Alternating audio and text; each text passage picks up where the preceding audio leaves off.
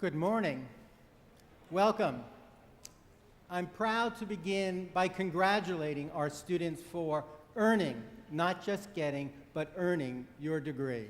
So, on behalf of everyone gathered here in Old Westbury, all 12,000 of us, congratulations, graduates 2010, we salute you.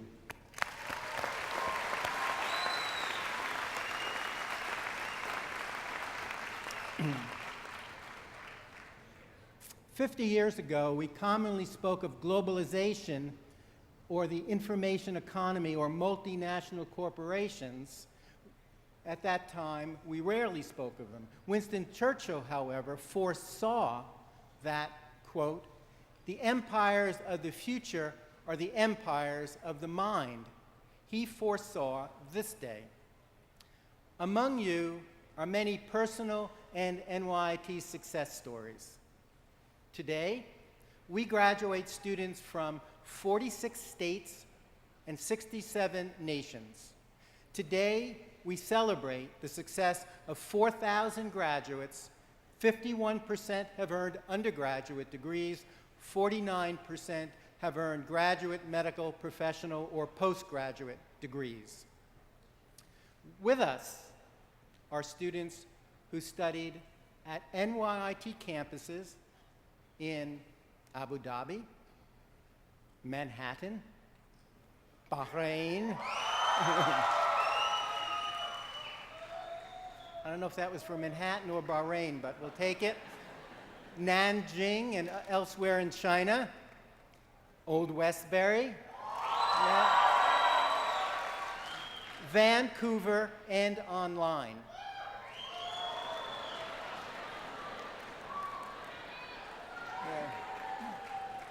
We celebrate you. Each and every one of you studied the same curriculum in your respective fields, studied with NYIT professors, sometimes the same professors on more than one campus, and all of you have earned the unique New York Institute of Technology degree and relevant diploma. That is extraordinary.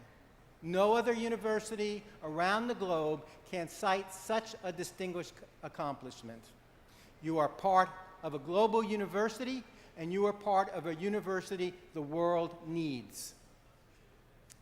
This year, the very first of our undergraduates from NYIT Nanjing are graduating, and to help us celebrate their success, with us is the chairman of our sister institution, NUPT, Nanjing University of Post and Telecommunications. Welcome and thank you, Chairman Min.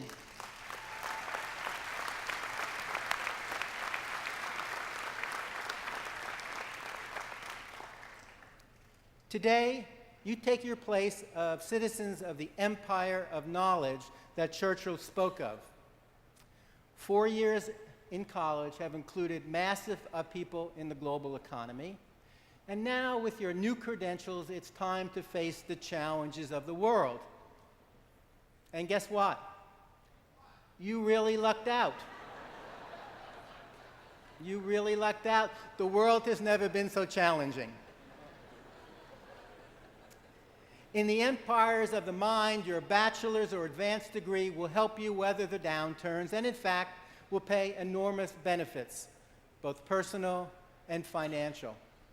Some analysts say that a bachelor's degree alone is worth nearly $1 million more than a high school degree. During this recent economic crisis, now lurching towards equilibrium, it seems the unemployment rate for college graduates was less than half of the national average. In the years ahead, you will be even more in demand, as analysts say there will be a shortage of white-collar workers as the baby boomers retire. During my mid-20s, in a chance encounter directly facilitated by one of those periodic tough economic periods, I met a French woman on a bus in Istanbul.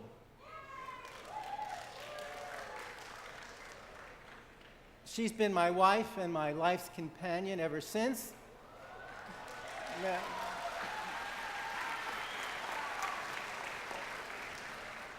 that surprised me, and neither of us could have predicted where we are today. She's here sitting right in the front row, or doing what we have done. Amazing, amazing. No doubt your futures will be filled with surprises and unanticipated opportunities. And one reminder to you and to your parents and loved ones, adolescence in America ends at age 30. Really, really.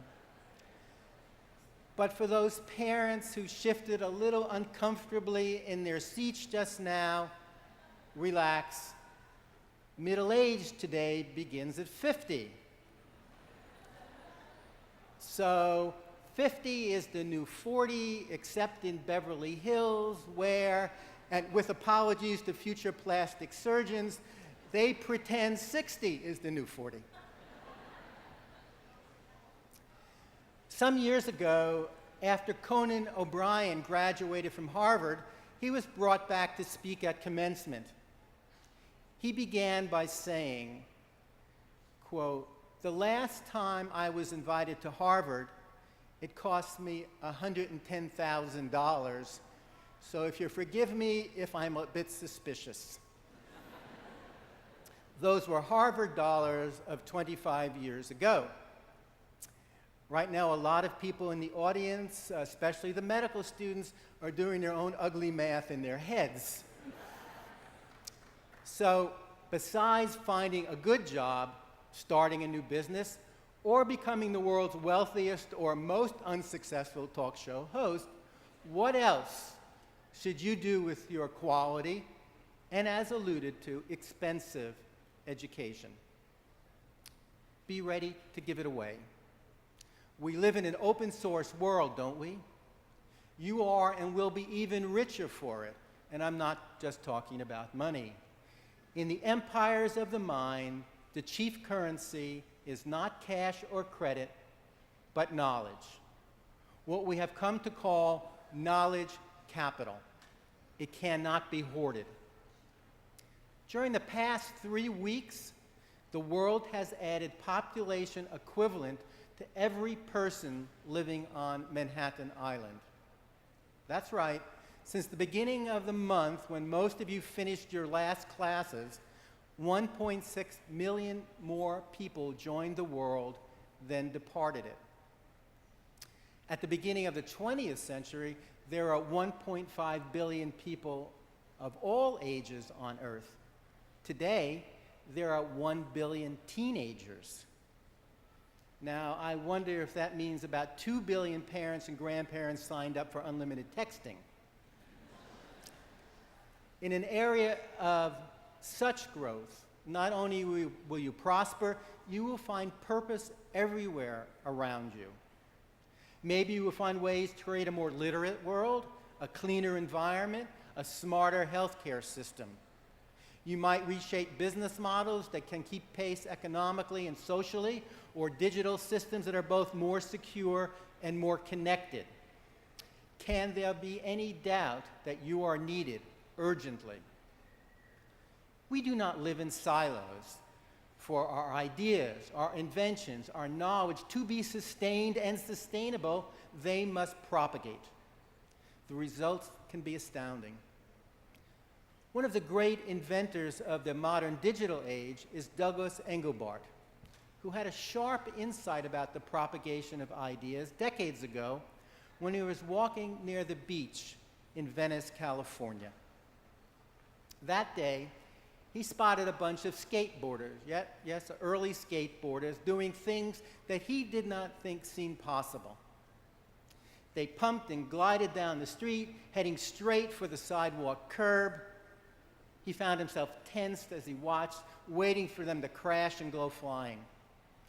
But before they hit, they would go airborne, the boards would lift off from the streets, the skaters would twist or spin in the air, and their feet never left the board, like Aladdin's on a flying wooden carpet. Old stuff to us 2010ers.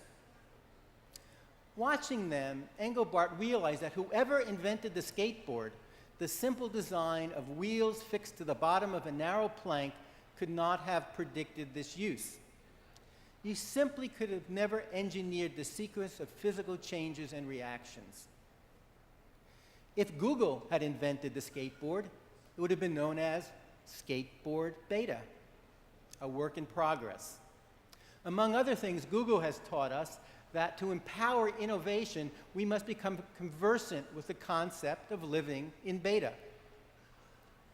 So it is with our education. What we know today is not constant. Some things we know will remain true, but many will be edited, added, footnote, paraphrased, or simply deleted.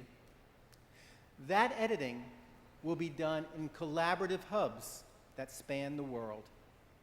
They are being built as we speak with transformational tools, the sharing apps that create pathways around the earth in an instant.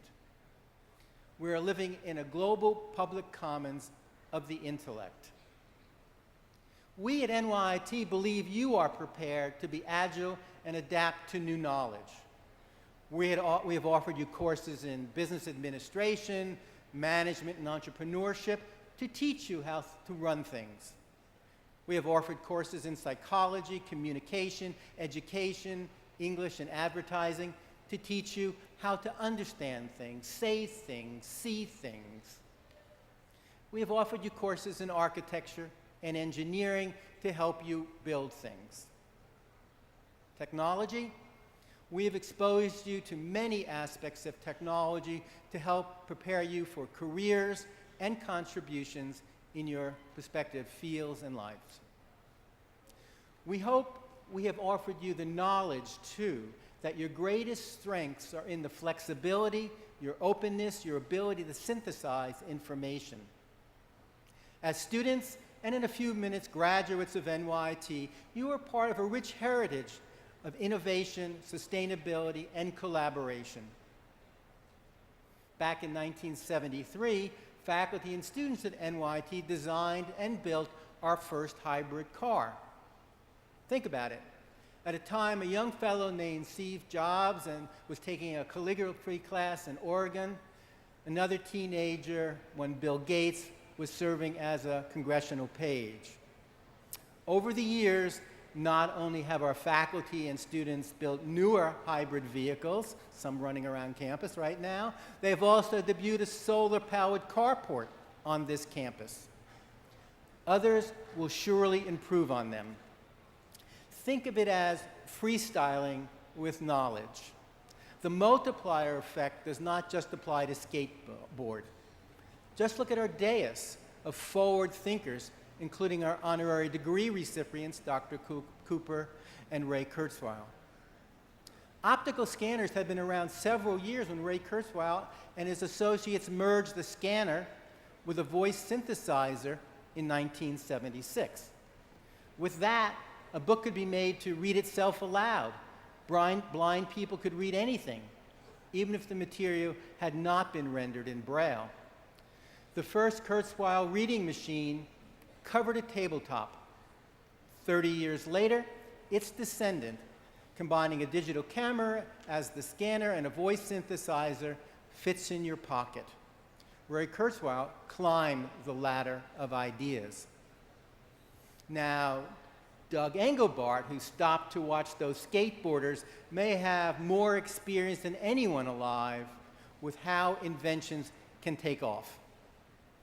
He holds patent 3.541.541, formerly described as, quote, an XY position indicator for a display system. We know it today as the computer mouse.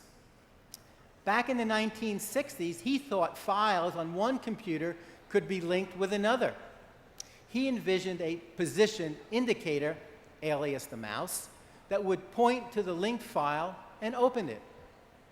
And then imagine computers on one place, say Old Westbury, could speak to others, for instance, in Manama, Bahrain. These were the cave paintings of the digital age, the first lines of hyperlinked language, the roots of the graphic user interface, the fundamental ways we communicate and understand with our computers with the empire of knowledge. We cannot imagine, we cannot dream, we cannot invent without knowledge. We cannot be ourselves, let alone our future selves. The future empire of the minds will be a different one from today's. And as you leave here today, get on your metaphorical skateboards, go out and explore, create, lead, remake the world, and have a disposition to speak gently, to love much, to laugh often, to give freely, to pay promptly, and to be kind. Do make us proud. Congratulations and best wishes to the class of 2010.